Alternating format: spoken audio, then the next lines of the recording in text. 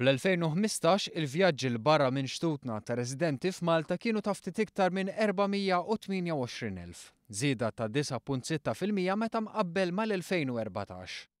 Tikkonferma dan stqarrija tal-Uffiċċju Nazzjonali tal-Istatistika li tgħid li n-numru ta' għilieli żdied ukoll b'2.7% għal 3,300,000 lejl.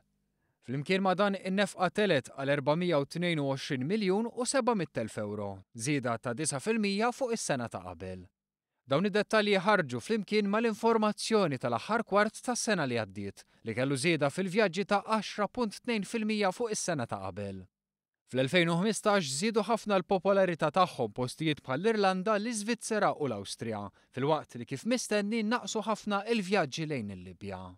Minkejja kollox però l-iktar destinazzjonijiet infittxija kienu l-Italja u r-Renju Unit, anke jekk lejn ir-Renju Unit il-vjaġġi naqsu bi ftit meta mqabbel mal-2014.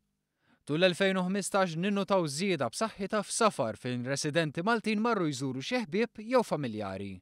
Bżieda ta' iktar minn 17,000 vjaġġ dan ra żieda ta' 22.1%.